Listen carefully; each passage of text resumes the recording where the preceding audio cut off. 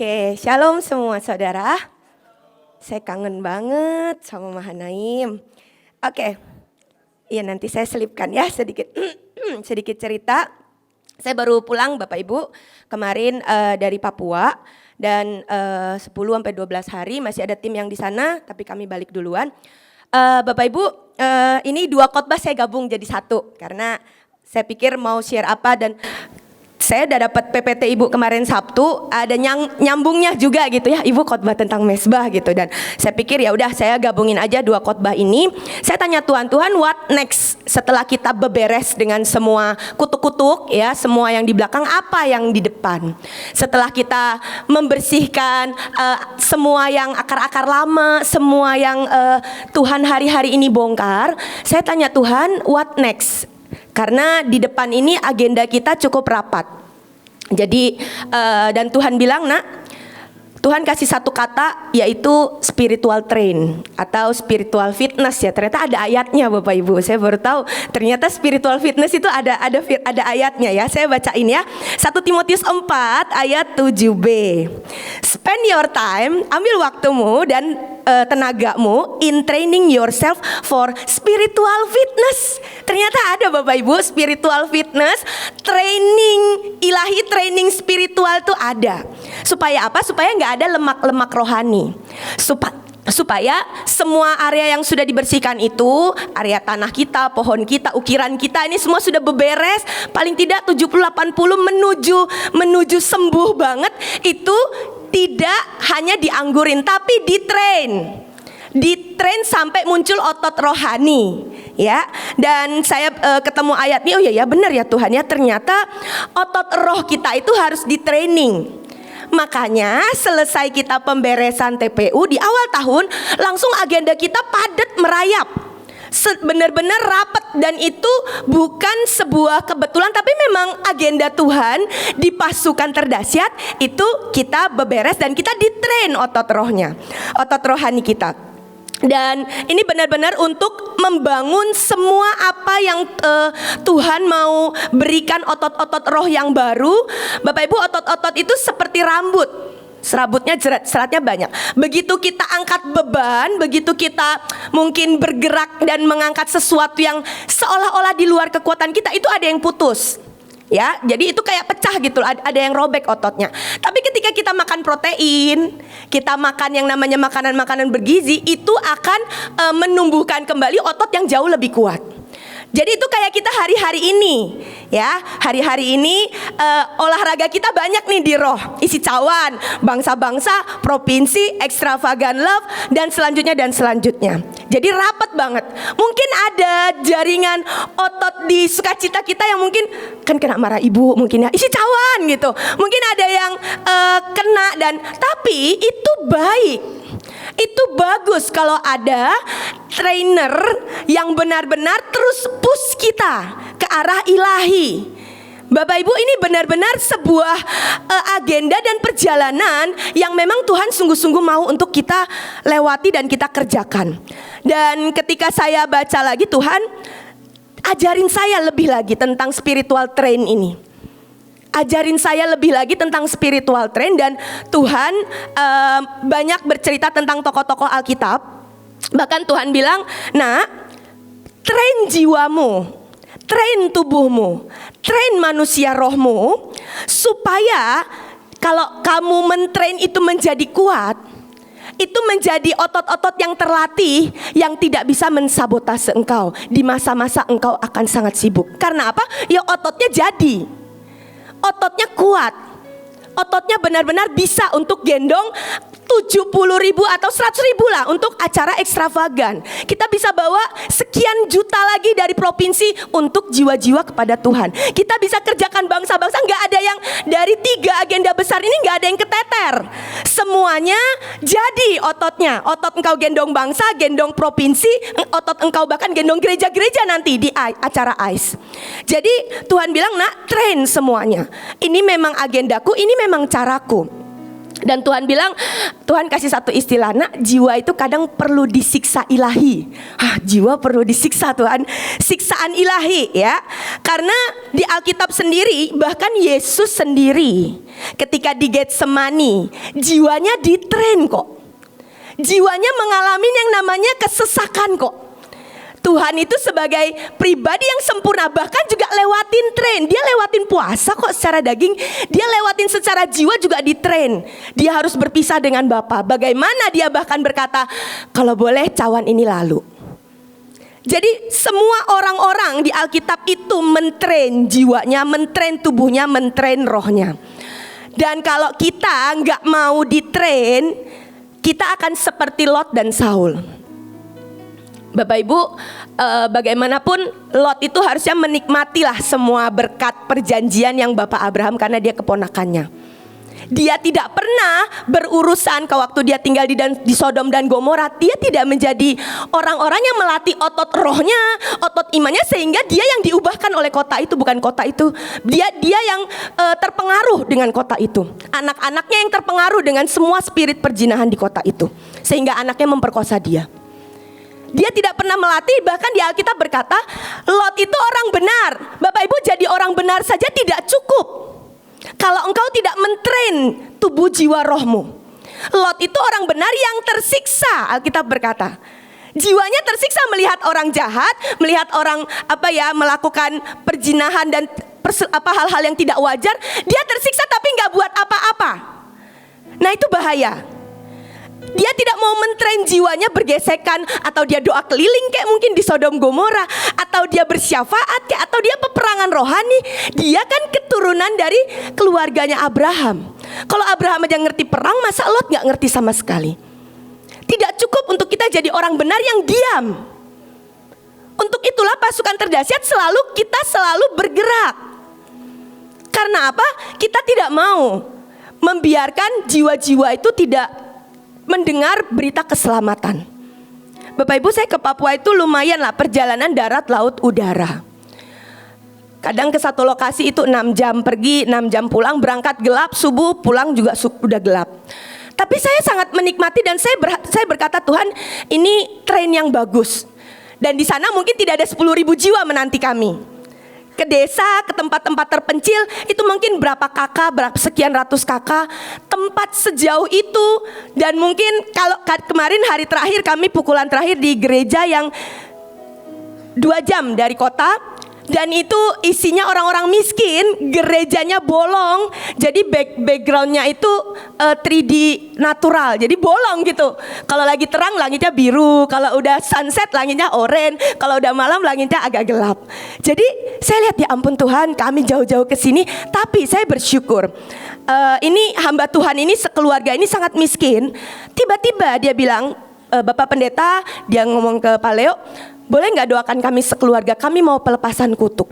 Lah ternyata denyut yang sama Bapak ini tangkap. Ini orang tua yang sakit-sakitan, hamba Tuhan yang udah sangat banyak tahu, tapi dia dapat dari Tuhan, aku harus doa pelepasan kutuk.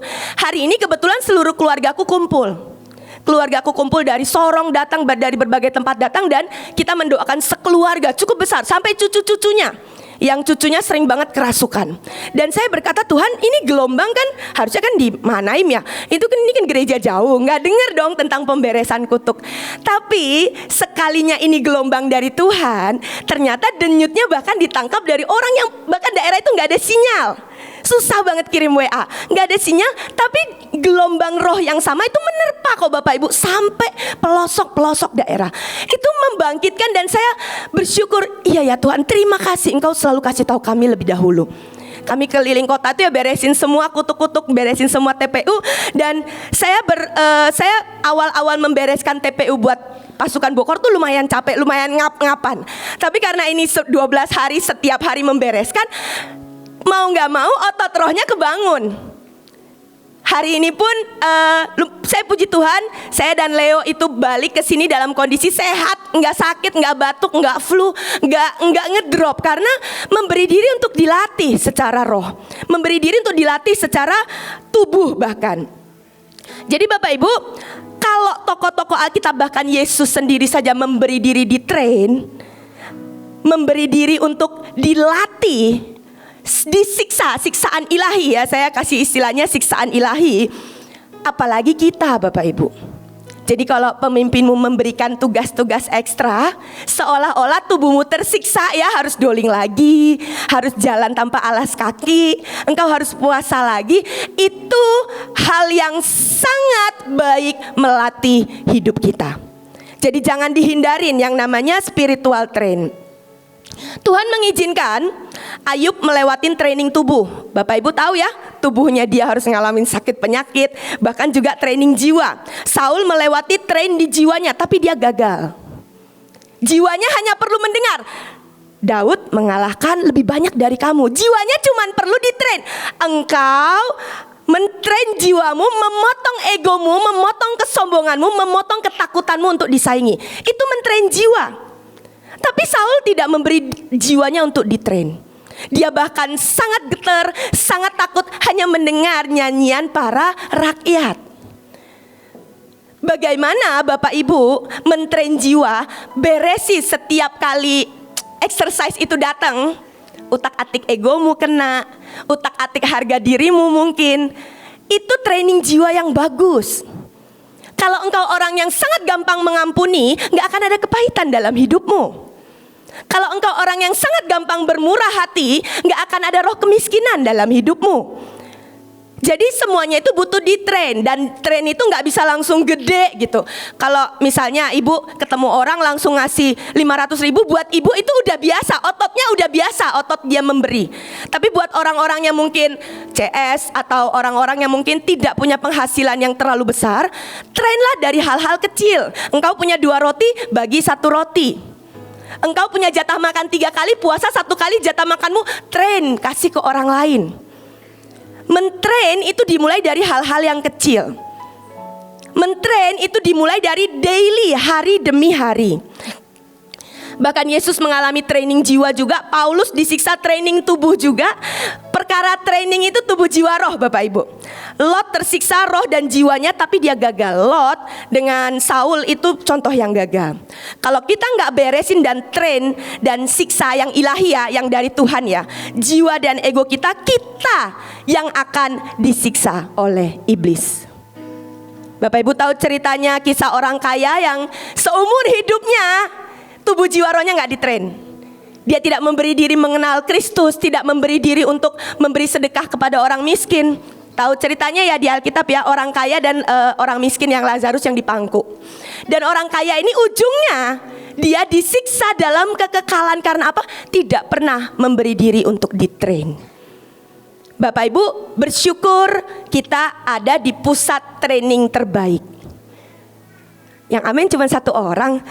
Bapak Ibu bersyukur kita ada di pusat training terbaik. Bapak Ibu kalau mau masuk tempat fitness terbaik itu jutaan. Personal trainingnya bayarannya puluhan juta. Di sini ada personal training yang gratis, bahkan ngasih jubah, bahkan ngasih makan, bahkan ngasih berkat. Kalau ulang tahun dapat bunga dan senjata. Kurang apa Bapak Ibu? Di sini ada personal training Ibu Nita, orang-orang yang ada Ibu Nike, orang-orang yang Kak Ruth juga itu personal trainer yang kelas kakap yang nggak mudah loh memberi diri dan mereka mau gitu. Jadi kalau para pemimpin ini memberi cinta waktu untuk mendidik setiap kita, mari bersyukur. Semakin galak trainermu, itu biasanya semakin mahal biayanya. Biasanya kalau yang baik-baik, yang makan sembarangan boleh, itu biasanya ecek-ecek doang, nggak ada sertifikasi. Tapi yang ini sertifikasinya udah paten Bapak Ibu, udah pakem ya. Jadi Bapak Ibu bersyukur kalau kita dikasih training padat.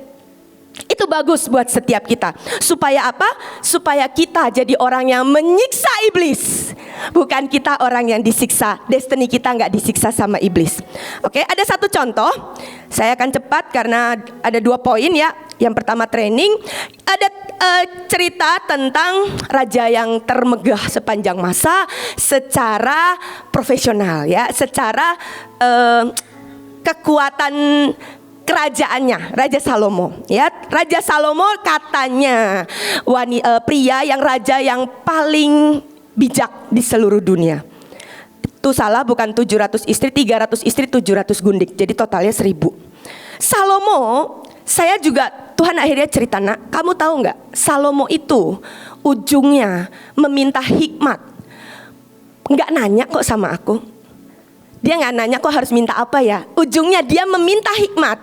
Itu lahir dari hatinya yang terdalam, bahwa dia melihat bapaknya itu sangat luar biasa. Dia melihat Raja Daud itu sangat luar biasa. Dan ada ketakutan di hatinya, aku bisa nggak ya memimpin seperti bapakku? Aku mampu nggak ya? Sehingga dia meminta, ketika Tuhan tanya, engkau mau apa? Aku meminta hikmat, supaya aku bisa ngatur semuanya, supaya aku didapati bisa profesional ngatur semuanya. Perang aman, rakyat aman, orang ngasih upetinya plus wanita dari semua berbagai tempat daerah yang dikalahkan, plus baal-baal mereka. Jadi dia tidak pernah memberi, dari awal Tuhan bilang engkau mau apa, dia sudah bilang aku minta damai, aku minta hikmat. Dan terselubung banget di dalamnya, aku jangan diproses. Terselubung banget di belakangnya bahwa aku takut aku gak bisa kayak bapakku. Dia tidak punya training dalam perang. Dia daerahnya benar-benar profesional, semua aman, semuanya negosiasi demi negosiasi dengan bangsa-bangsa itu, deal semuanya, closing dengan luar biasa. Jadi gak perlu ada perang. Jadi dia tidak punya training tubuh, training jiwa, training roh apalagi. Raja besar pun tanpa melewati training, tanpa melewati pelatihan ilahi, mengizinkan hidupnya untuk ya diremukkan, diproses. Ujungnya kita tahu hidupnya, dia lari tanpa tujuan, dia memukul tanpa sasaran, seperti yang Paulus katakan. Ujungnya semua yang dia perkatakan itu kayak gak jelas ujungnya mau kemana. Saya juga gak tahu, nanti di surga kita sama-sama tanya Tuhan, ujungnya Salomo ini kemana ya Tuhan?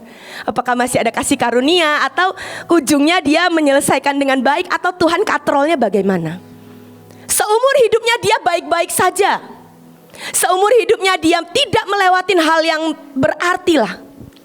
Kenikmatan daging, kenikmatan kerajaan, kenikmatan posisi, semuanya baik.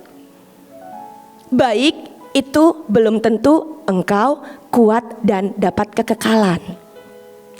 Jadi yang namanya training itu sangat penting. Paulus berkata, sebab itu aku tidak berlari tanpa tujuan. Aku bukan petinju yang sembarang saja memukul, tetapi aku train tubuhku dan menguasai seluruhnya, tubuh jiwa roh, supaya sesudah memberitakan Injil kepada orang lain, jangan aku sendiri ditolak. Paulus menulis ini ketika dia ada di Romawi Yunani, dan itu ada awalnya Olimpiade itu dari situ. Sehingga dia sangat sering melihat perlombaan-perlombaan di gelanggang Kolosium. Kan itu awalnya kan dari tempatnya mereka. Ternyata kalau dari bahasa Yunani aslinya berlatih, itu berolahraga, artinya seperti kata gimnazo, berolahraga dalam keadaan telanjang. Jadi tidak ada yang membatasi. Trainmu yang engkau lewatin itu tidak boleh ada yang menghalangi, atau engkau harus sejati. Nah itu kalau kita dalam istilah kita tuh sejati. Kalau di train ya udah nggak usah pakai topeng, ya udah sejati. Kalau engkau masih belum ngerti, tanya lagi. Kalau engkau masih belum ngerti, latihan lagi. Nggak usah dipoles. Ya saya pernah sharing ya, nggak usah dipoles. Mesbahmu nggak usah dipoles, tapi tetap harus beri yang terbaik. Tuhan punya standar, Tuhan punya hukum. Lalu kalau kata bekerja keras, itu bahasa Yunaninya dari kopiau, artinya bekerja keras sampai engkau all out, sampai kelelahan. Kelelahan itu maksudnya benar-benar tubuh jiwa rohmu tuh gak ada yang kau tahan. Ini standarnya Paulus loh, yang Paulus berkata kita harus seperti atlet yang berlari, harus dengan tujuan, bukan petinju yang sembarang memukul. Dan kata perlombaan di bahasa Yunaninya itu adalah perlombaan jarak jauh yang sangat menyiksa, yang melibatkan penderitaan dan kepedihan, atau seluruhnya lah. Bapak Ibu, kita tidak hanya sekedar sprint dalam setiap tahun. Kita punya maraton yang cukup panjang. Dan Bapak Ibu, maraton itu kekuatannya untuk menang cuman stamina roh. Gak bisa cuman sekedar meletup sebentar terus ngedrop lagi, meletup sebentar terus ngedrop lagi. Stamina roh itu didapat dari mana? Dari train, exercise. Bapak Ibu yang hari ini otot-otot mendoakan orangnya sudah sedikit lemah, mari kembali lagi itu dilatih. Otot memberinya udah kaku. Tanpa perlu mungkin Ibu mengumumkan kita mau menabur buat entah provinsi, bangsa-bangsa atau acara AIS. Ototmu itu masih berdenyut enggak? Untuk engkau tahu ini acara Tuhan, aku mau beri. Kalau kata Pastor Fendi, kalau engkau gak bisa beri yang paling besar, beri yang paling awal. Mari beri dan mari kerjakan seolah-olah itu, bukan seolah-olah itu pasti akan mengerjakan kekekalan dan mentrain ototmu. Dan kata disiplin dari bahasa Yunani itu artinya memukul sampai biru dan lebam. Jadi enggak ada yang standar-standar di sini, semuanya expert, semuanya yang Tuhan kasih itu ajaib. Pelatihan yang Tuhan kasih itu ajaib. Kalau engkau pukul musuh, pukul sampai lebam, pukul sampai benar-benar engkau berkemenangan. Dan kenapa kita harus punya yang namanya train? Kenapa kita harus memaksukan diri kita, merekayasa, memaksa nih badan kita itu untuk masuk train tubuh, jiwa, dan roh. Bapak Ibu, hanya tubuh yang sehat, hanya tubuh dan jiwa yang sehat, roh yang sehat, yang bisa punya denyut yang sehat. Dan sepanjang di Papua Tuhan cerita tentang denyut Tuhan. Tuhan bilang, nak, kalian semua aku latih, tapi jangan kehilangan denyut. Bisa nangkep ya Bapak Ibu? Aku melatih kalian semua dengan intensitas yang ajaib, jangan kehilangan denyut. Kita tuh latihan untuk kita tuh sehat, tubuh, jiwa, roh. Bukan untuk kita jadi lebam dan baal. Baal itu kayak mati rasa, ngerti ya Bapak Ibu ya? Dengan porsi yang benar, kalau engkau exercise yang tepat, pasti engkau akan lebih sehat. Denyutmu akan benar. Jangan kehilangan denyut Tuhan. Dan Tuhan cerita, nak, aku tuh sedih loh kalau ada orang-orang yang dekat dengan aku tapi gak ngerti denyutku. Kamu tahu Eli? Dia itu sekian puluh tahun jadi orang yang terpilih, jadi imam besar. Bahkan sebenarnya itu urusannya sampai ke pohon-pohon di atasnya. Eli itu keturunan dari Harun.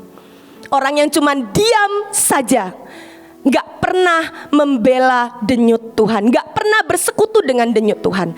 Harun melihat bangsa Israel bikin patung lembu emas dan disembah dan mereka ngide.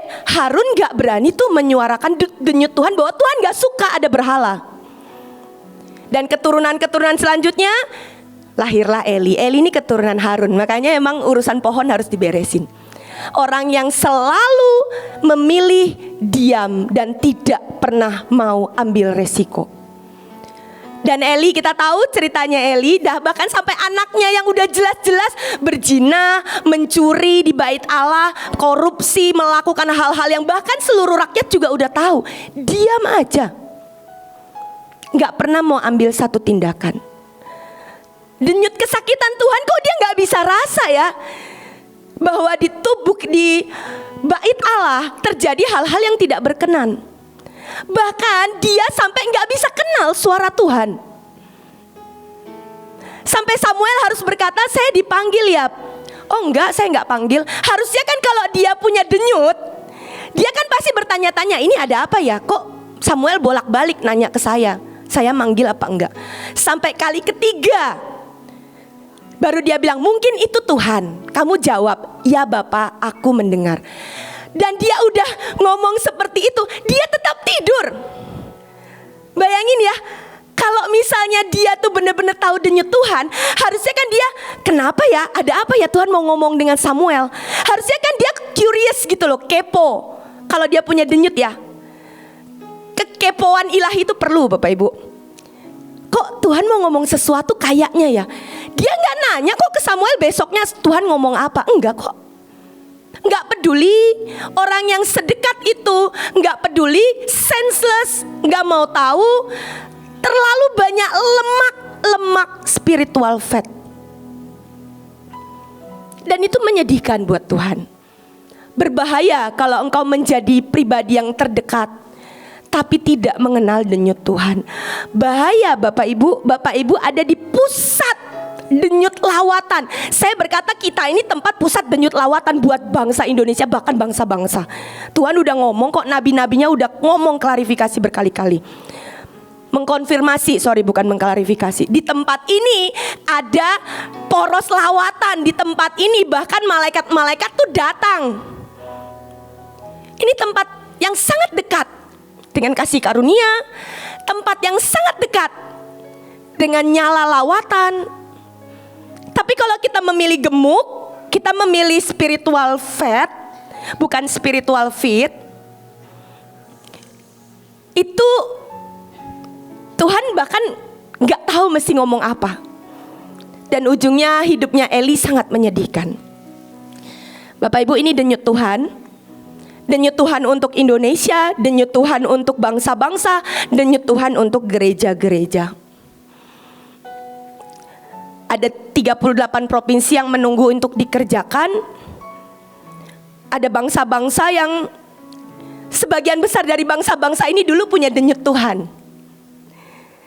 Bangsa Eropa itu dulu yang bawa Injil masuk ke negara kita. Bangsa Belanda, bangsa-bangsa Eropa. Bahkan Bapak Ibu, kemarin saya ke satu tempat di gunung, itu namanya Lanijaya. Harusnya tahun lalu kami KKR di situ, cuman satu dan lain hal, kami baru coba terobos dan membajak lagi Lanijaya. Tempatnya dingin banget Bapak Ibu, saya mandi sehari cuman sekali. Dingin Bapak Ibu, bukan minus 9 derajat, hujan, benar-benar dingin, gak ada AC di situ, benar-benar sangat dingin, kayak air es kalau mandi. Dan di sana itu ternyata penginjilan Paleo khotbah di sana itu diterjemahin ke bahasa Lani, bahasa suku Lani. Dan Bapak Ibu, saya dibawa ke satu tempat monumen, isinya semua foto-foto kegerakan lawatan dari 1957 kalau nggak salah. 59. Saya lihat fotonya baptisan massal, saya lihat fotonya KKR sampai ribuan orang, dan itu hati saya tuh langsung berdenyut. Saya bilang, Tuhan, ini pernah ada KKR kayak begini tanpa sound system. Dan itu dibaptis benar-benar sangat ajaib. Saya tanya, misionarisnya dari mana? Misionarisnya dari Australia. Mereka datang, saya bilang, Tuhan, hari ini Australia itu parade LGBT terbesar. Tapi hari itu sekian tahun yang lalu mereka kirim misionaris keluarga-keluarga sederhana. Namanya aja gak terkenal Bapak Ibu. Mereka datang naik pesawat perintis, gak bisa bahasa Lani. Saya aja gak bisa, apalagi orang luar negeri. Jadi saya tanya, bagaimana cara mereka menginjil? Dengan semua yang masih pakai koteka, semua yang masih pakai adat banget. Itu 1957. Dan kata orangnya bercerita, jadi tiba-tiba ada orang-orang yang dapat karunia. Nanti penginjil yang ngomong apa dalam bahasa Inggris, Jesus save. Nanti tiba-tiba dia ngerti. Dia terjemahin dalam bahasa suku Lani. Dan saya bilang, bisa ya kayak gitu? Bisa, ternyata sampai Alkitab mereka tuh bahasa Yunani Bapak Ibu. Saya sampai, wah bahasa Yunani keren banget, ada fotonya. Alkitab mereka bahasa Yunani, mereka benar-benar diinjili dengan bahasa-bahasa yang mereka gak ngerti. Tapi denyut Tuhan, karena Tuhan merindukan jiwa-jiwa suku-suku terasing dimenangkan, mereka ada yang dapat karunia bisa terjemahin. Saya tanya, dia bisa bahasa Inggris yang terjemahin? Gak bisa, tahun 1959 kok. Dan itu ada lawatan 7 tahun di sana.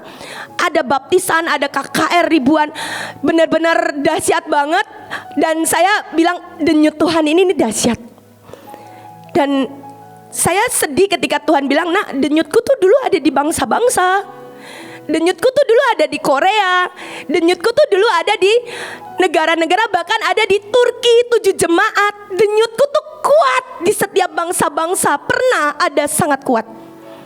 Hari ini di Turki, gereja berubah jadi tempat wisata, tempat ibadah agama lain, dan dijual.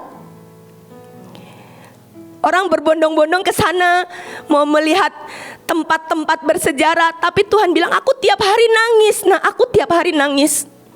Tempat aku pernah mencium umatku, hari ini sekarang berubah. Bapak Ibu, saya nggak tahu Bapak Ibu bisa merasakan denyut Tuhan atau tidak. Mungkin masih kecil, gak apa-apa, ikutin denyut Tuhan. Buat saya, Bahtera dimulai karena denyut Tuhan. Mahanaim ada karena denyut Tuhan. Dan kalau kita mau terhisap, kita mau sama-sama, mari ambil warisan denyut Tuhan dari tempat ini.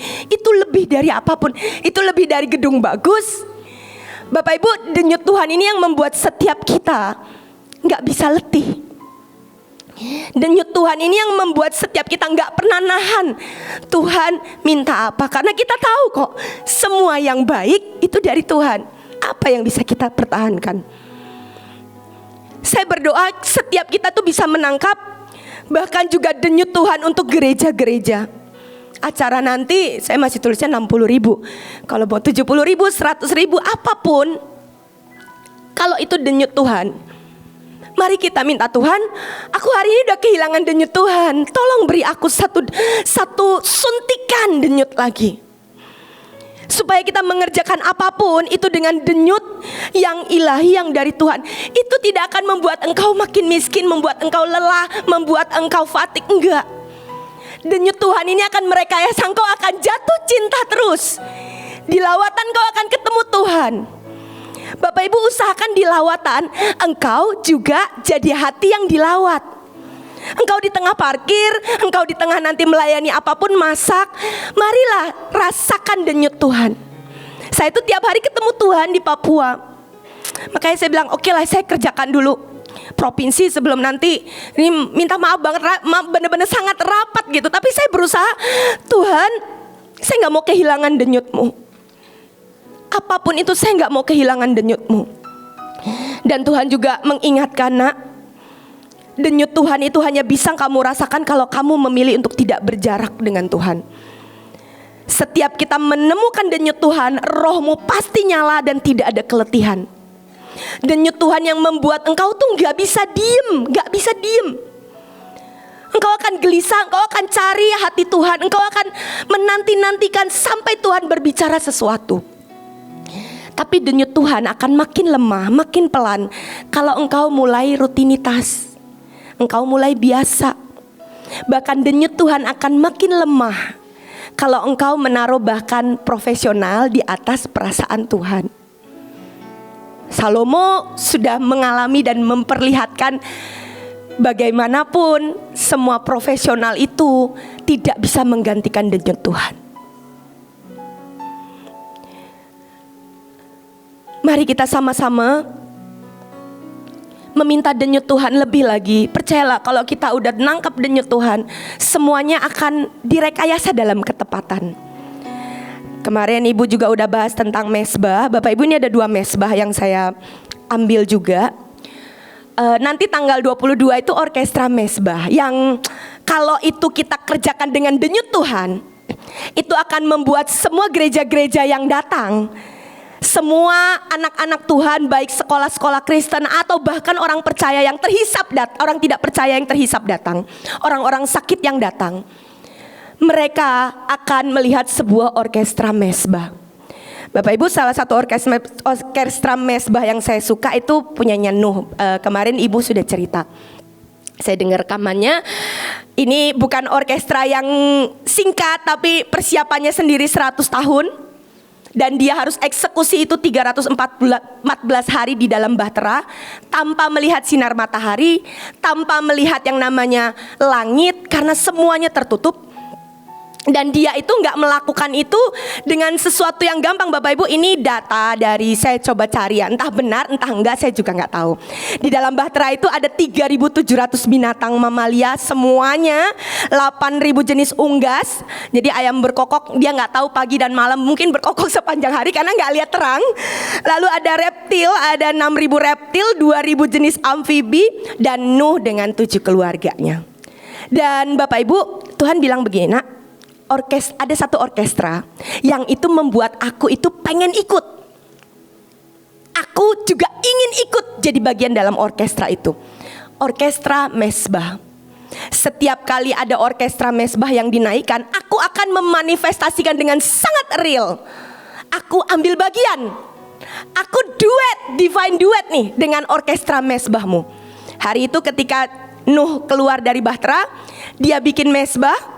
Dia gak sibuk meregangkan otot karena udah kelamaan di dalam kapal. Dia tidak sibuk bikin rumah. Yang dia lakukan pertama adalah bikin mesbah. Dan ketika dia bikin mesbah, korbannya itu naik, Tuhan ikut di orkestra itu. Tuhan bikin dekornya pelangi. Tuhan bilang, aku duet dengan mesbahmu. Setiap kali ada orkestra mesbah, itu selalu Tuhan menggerakkan alam semesta. Real, dilihat kasat mata. Orkestra yang kedua yang terdahsyat, itu orkestra mesbahnya Karya Salib. Bapak Ibu, saya juga bertahu waktu Tuhan disalib itu ada beberapa hal terjadi di alam semesta. Tirai bait suci terbelah, terjadi gempa bumi. Tuhan sedikit joget kali ya, nggak tahu lah sedikit joget atau sedikit bergerak lah ya. Dan bukit-bukit batu terbelah, semua tembok-tembok terbelah. Itu manifestasi alam ketika ada satu orkestra mesbah keagungan sepanjang masa. Tuhan gak bisa tinggal diam. Setiap kali ada orkestra mesbah, Tuhan pasti ikut di dalamnya, duet dengan kita, bikin orkestra. Dan itu selalu ke belakangnya itu kekal dari keturunan kepada keturunan. Perjanjian pelangi sampai hari ini, perjanjian darah Yesus itu sampai hari ini. Saya nggak tahu Bapak Ibu 22 Maret nanti orkestra kita yang mungkin belum tepat, yang mungkin masih kita gumuli, kita masak. Mungkin itu kita masih meraba denyut Tuhan. Tapi saya punya satu kerinduan, Tuhan punya satu kerinduan. Bisa nggak itu jadi orkestra mesbah personal. Urusan ini gak pernah ditonton. Orkestra mesbah seringkali gak pernah ditonton, tidak pernah untuk dipertontonkan. Tapi ini personal. Dan kalau kita masing-masing bisa kasih orkestra mesbah, ada mesbah dari para CS, ada mesbah dari para penyembah, ada mesbah dari para orang-orang yang mungkin ngurus jiwa-jiwa, ada mesbah bahkan dari para orang-orang sederhana yang ngasih dari semua kekurangannya. Ada mesbah dari orang-orang para sapam, ada mesbah dari, ini jadi orkestra mesbah. Gak ada yang menahan untuk beri yang terbaik. Ini jadi orkestra mesbah. Dan ketika Tuhan melihat itu, dan Tuhan melihat bangsa-bangsa dikerjakan, provinsi dikerjakan, Tuhan bilang, aku ikut ya, aku duet ya dengan mesbahmu. Aku duet ya dengan orkestra mesbah para pencari denyut hati Tuhan. Tuhan menantikan orkestra mesbah dari setiap Bapak Ibu personal. Yang gak perlu nunggu harus dikasih jadwal dulu, yang gak perlu nunggu harus dikasih bagian dulu. Puasa ya tanggal segini, doling ya tanggal segini. Bapak Ibu, orkestra mesbah ini yang perlu juga dilihat dan menghisap para gereja-gereja, sehingga hati mereka akan kembali berdenyut. Mungkin Bapak Ibu mengundang gereja-gereja kecil yang mungkin denyutnya sudah hilang karena saking kecilnya gereja mereka, memperbaiki plafon gereja aja gak punya iman mungkin. Saking kecilnya gereja mereka, saking miskinnya gereja mereka, untuk transport saja mungkin juga gak mampu. Tapi ketika kita orkestra mesbah dan mereka melihat itu, denyut itulah yang mereka bawa pulang. Bukan profesional, bukan, itu gak pernah menjadi denyut Tuhan. Tapi pasti di dalam denyut Tuhan itu akan tertata jauh lebih rapi dari yang namanya sekedar profesional. Pasti semua akan tepat, pasti semua akan berdenyut pada ritmenya Tuhan. Di saat kita menyatu dengan denyut Tuhan, gak ada yang terlalu besar untuk kita berikan kepada Tuhan. Mesbah yang mempunyai denyut itu bisa menggerakkan Tuhan, mengorkestra semesta. Bapak Ibu, ini dua yang saya hari-hari ini belajar. Mari beri dirimu di-train. Ketika kita di-train dan kita punya tubuh jiwa roh yang fit, spiritual fit yang proper, kita akan mulai bisa merasakan denyut Tuhan. Dan denyut Tuhan ini adalah hal yang paling mahal yang kita bisa warisi, hal yang paling berharga yang kita bisa dapatkan. Jangan biarkan hanya 1-2 orang menggendong denyut Tuhan dan berteriak-teriak dan menangis. Mari kita semua jadi barisan pasukan terdahsyat yang semua punya denyut yang sama, yang semua punya getaran yang sama. Tuhan sangat menantikan orkestra mesbah dari para pencium-pencium kaki Tuhan. Apa yang kita lakukan di sini, mari bawa itu lebih besar denyutnya. Mari amplify itu lebih besar denyutnya. Saya mau minta bulan ini kita akan masuk Purim, Bapak Ibu. Kita masuk bulan Purim, bulan di mana provinsi, negara dan ekstravagan akan dikerjakan bersama-sama. Saya mau minta satu lagu, ada Leo. Bapak Ibu, minggu ini juga yang mengerjakan Korea, mengerjakan Jepang, kalau nggak salah yang Iran juga minggu ini ya. Itu saya waktu di Papua, Tuhan bilang, nak, coba bikin sesuatu yang menjadi lambang bangsa-bangsa ini juga masuk dalam hadirat Tuhan. Bangsa-bangsa ini direkayasa jadi penyembah. Cuman saya tidak tahu baju Iran itu seperti apa. Saya sudah mau minta penari, saya minta Nancy, nanti kita nyanyikan satu lagu dan bangsa-bangsa ini akan menyembah Tuhan. Bangsa-bangsa ini akan masuk dan dihisapkan menjadi penyembah.